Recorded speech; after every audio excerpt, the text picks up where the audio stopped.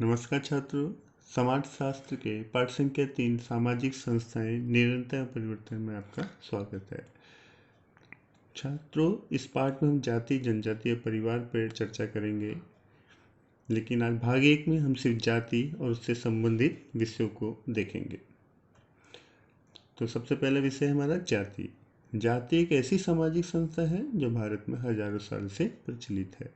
जाति को संक्षिप्त रूप में हम कह सकते हैं कि जाति एक विशिष्ट प्रतिमानों को मानने वाले लोगों का समूह है।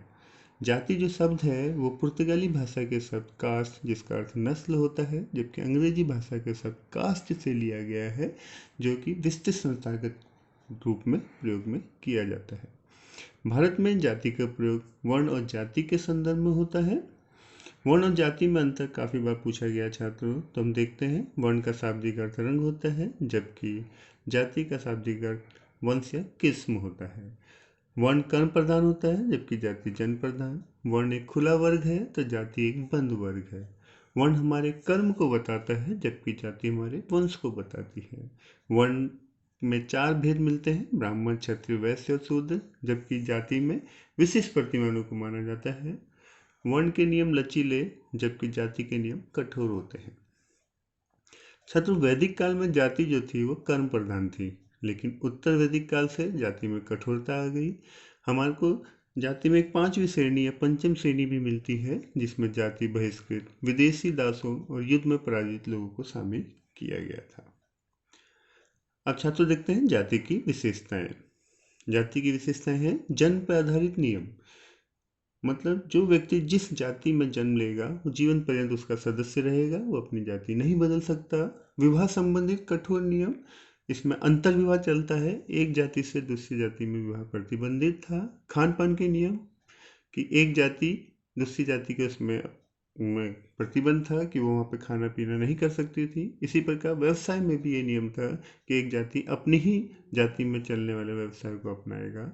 जाति प्रथा में अधिक्रमित नियम पाया गया, यानी कि हर जाति को एक क्रम दिया गया जो कि ऊपर से नीचे की ओर था। जाति के अंदर भी उप विभाजन मिलता है, जिसे खंडात्मक विभाजन कहा जाता है। और ये सब किससे डिसाइड हो रहा था? शुद्धता और अशुद्धता से। जाति प्रथा में हमको छात्रों एक चीज और देखने को मिलती है, भिन्नता और अलगाव। भिन्नता मतलब एक जाति दूसरी जाति से किस प्रकार भिन्न है, और अलगाव का मतलब हुआ एक जाति को दूसरी जाति से कुछ लेना देना नहीं हुआ। तो इसको कैसे किया गया? इन्होंने बताया कि हर जाति से अपेक्षा की जाती थी कि वो दूसरी जाति से भिन्न है, इसलिए वो कठोरता से पृथक की गई। और कठोरता धर्म संबद्ध नियमों के द्वारा हुई, क्योंकि उसने उनको मिश्रित होने से बचाया। जैसे विभिन्न प्रकार के नियम, शादी के, खान पान के या सामाजिक अंतर के, ऐसे लेकर यहाँ की व्यवसाय में भी इस प्रकार के नियम लागू किए गए। दूसरा जाति में एक चीज और दिखती है, संपूर्णता और अधिक्रम। संपूर्णता में सभी जातियां शामिल होती हैं, लेकिन उसको अधिक्रमित व्यवस्था में किया, जो एक प्रकार से सीढ़ी नुमा है ऊपर से नीचे की ओर, जिससे साबित हो गया कि प्रत्येक जाति का एक विशेष स्थान है। लेकिन जब हम इसको वर्तमान स्थिति में समझते हैं तो ये सामाजिक स्तर किससे जुड़ गया? भौतिक स्तर से। जिसके पास जितनी अधिक शक्ति होगी उसकी स्थिति उच्च होगी, और जिनके पास नहीं होगी उनकी स्थिति क्या होगी छात्रों? निम्न होगी। इसके साथ साथ सभी जातियों से ये अपेक्षा होती थी कि वे एक दूसरे का सहयोग करेंगे, लेकिन उनमें प्रतिस्पर्धा नहीं होगी। छात्रों, अब हमारा अगला विषय है उपनिवेशवाद और जाति। औपनिवेशिक शासनकाल में ब्रिटिश शासकों ने भारत में जाति व्यवस्था की जटिलताओं को समझने का प्रयास किया, और इस प्रयास में उन्होंने क्या किया? विभिन्न जातियों और जनजातियों की प्रथाओं या उनके तौर तरीकों के बारे में सर्वेक्षण कर रिपोर्ट तैयार की गई। और 1901 की जनगणना में हर्बर्ट रिजले द्वारा ये कार्य किया गया। उन्होंने क्या किया? श्रेणी क्रम के प्रत्येक जाति की स्थिति निर्धारित की तथा जातियों को अभिलेखित किया, और इस वजह से भू राजस्व व्यवस्था तथा उच्च जातियों को एक वैध मान्यता प्रदान की गई, यानी कि अधिक्रम व्यवस्था को वैध मान्यता मिल गई। इतना कुछ होने के बाद औपनिवेशिक शासनकाल में दलित वर्ग व समाज की मुख्य धारा से कटे हुए लोगों के कल्याण में भी रुचि ले जाने लगी, और इसी रुचि का यह फायदा हुआ कि 1935 का भारत सरकार अधिनियम एक्ट पारित किया गया, जिसमें जाति और जनजाति की सूचियों को वैध मान्यता प्रदान की गई और वैध मान्यता से इनके आगे नाम क्या लग गया, अनुसूचित जाति और जनजाति जैसे शब्द अस्तित्व में भी आए। अनुसूचित जाति में ऐसे लोगों को शामिल किया गया जिनके संग भेदभाव होता था या उनको अस्पृश्य व अछूत जाति माना जाता था। अब देखते हैं छात्रों, जाति का समकालीन स्वरूप क्या है। जब हमारा देश आज़ाद हुआ तो इस वर्ग को यानी दलित वर्ग को संगठित किया गया और जब जहाँ तक देश का सवाल था तो देश का कानून जाति प्रथा के उन्मूलन के लिए प्रतिबद्ध थे। उन्होंने क्या किया, अनुसूचित जाति व जनजाति को रोजगार में आरक्षण प्रदान किया गया ताकि उनको समाज की मुख्य धारा से जोड़ा जा सके। और हमने देखा कि शहरीकरण के द्वारा भी ये जाति प्रथा क्या हुई, कमजोर हुई।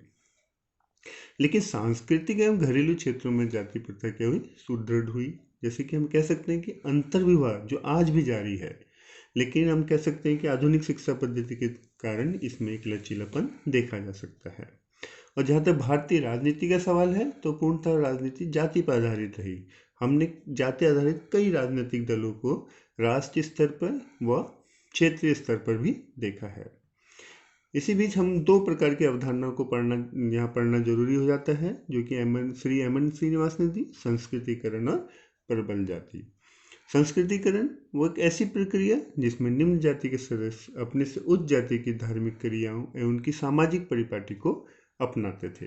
और प्रबल जाति वह जाति जिनकी संख्या अधिक होती है, जिनके पास भूमि के अधिकार होते हैं तथा राजनीतिक, आर्थिक और सामाजिक रूप से वो सशक्त होते हैं, जैसे बिहार में यादव, कर्नाटक में बक्कली। छात्रों, बार बार आपसे एक क्वेश्चन पूछा जाता है कि समकालीन दौर में जाति व्यवस्था उच्च जाति, नगरीय, मध्यम, उच्च वर्गों के लिए अदृश्य हो गई, यानी कि गायब हो गई।